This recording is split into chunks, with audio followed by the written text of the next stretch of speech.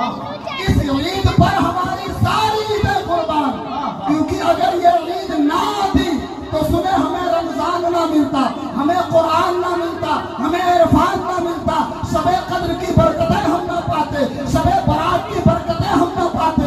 अगर हमें हजरत आदम अलैहिस्सलाम मिले हैं तो इसी नूर के सदक़े में मिले हैं, इसी ईद के सदक़े में मिले हैं। हजरत ईसा अलैहिस्सलाम की अगर रूहानियत चमकी है तो इसी नूर के सदक़े में चमकी है। हजरत मूसा का कलाम चमका है तो इसी नूर के सदक़े में चमका है। हजरत यूसुफ का जमाल चमका है तो इसी नूर के सदक़े में चमका है। हजरत इदरीस की ताकत चमकी है तो इसी नूर के सदक़े में चमकी है। हजरत नूह का अगर उनकी कश्ती चमकी है तो इसी नूर के सदक़े में चमकी है। हजरत इस्माइल की इशारों कुर्बानी चमकी है तो इसी नूर के सदक़े में चमकी है। हजरत इब्राहिम की खुल्लत चमकी है तो इसी नूर के सदक़े में चमकी है।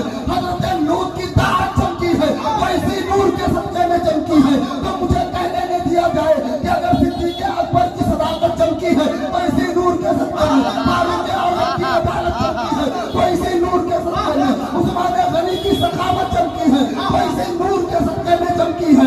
मौला अली की विलायत और शुजाअत चमकी है तो इसी नूर के सदक़े में चमकी है। इमाम हसन और हुसैन की अगर शहादत चमकी है तो इसी नूर से चमकी है। अगर हजरत इमाम आज़म की इमामत चमकी है तो इसी नूर से चमकी है। गौसे आज़म की करामत चमक रही है तो इसी नूर से चमक रही है। ख्वाजा की विलायत चमक रही है तो इसी नूर से चमक रही है। अगर बरकतुल्लाह शाह की बरकत चमक रही है तो इसी नूर से चमक रही है। इथौथा की अशरफियत चमक रही है तो इसी नूर से चमक रही है। बरेली की रस्मियत चमक रही है तो इसी नूर से चमक रही है। ताजुश शरिया का ताज अगर चमक रहा